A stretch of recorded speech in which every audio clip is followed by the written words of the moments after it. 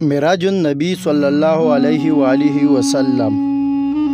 شب معراج اسلام کی تاریخ میں ایک اہم واقعہ ہے اور اس پر ایمان لانا لازمی قرار دیا گیا ہے۔ امام جعفر صادق رضی اللہ تعالیٰ عنہ نے فرمایا، جو معراج کے واقعہ پر یقین نہیں رکھتا وہ ہم میں سے نہیں ہے۔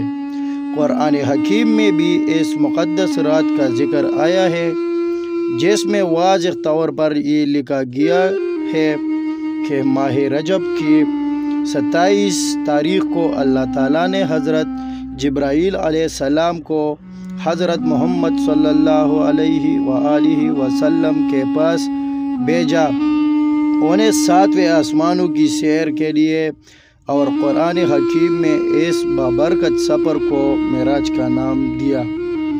27 رجب کی رات حضرت جبرائیل حضرت محمد صلی اللہ علیہ وآلہ وسلم کے گھر حاضر ہوئے اور آپ کو نیند سے بیدار کیا اور اللہ کا پیغام دیا۔ حضرت محمد صلی اللہ علیہ وآلہ وسلم نے اٹھ کر وضو فرمایا اور اپنے گھر سے باہر تشریف لے آئے۔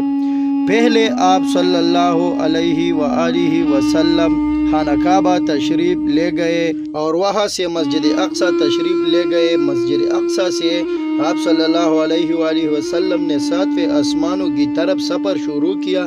جب آپ سدرۃ المنتہا پہنچے تو حضرت جبرائیل علیہ السلام نے عرض کیا کہ میرا اور آپ کا ساتھ یہی تک کا ہی تھا، اس سے آگے جانے پر میں جل جاؤں گا۔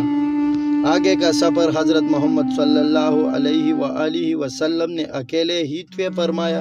اس مقدس رات میں آپ اللہ تعالیٰ سے ہم کلام ہوئے اور آپ کو بہت سے مقامات دکھائے گئے اور فرشتوں سے ملاقات فرمائی۔ آپ نے سب کو نماز پڑھائی۔ اس رات آپ صلی اللہ علیہ وآلہ وسلم کو جنت اور دوزخ بھی دکھائے گئے۔ آپ نے طرح طرح کی سزا میں مبتلا لوگوں کو دیکھا۔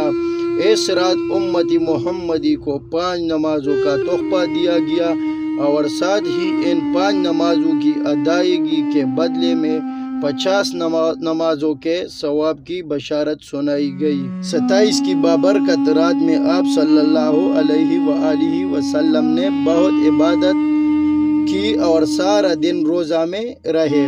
اس دن کی عبادت کو بہت زیادہ درجہ دیا گیا ہے۔ شب معراج پر یقین رکھنا ایمان کا حصہ ہے۔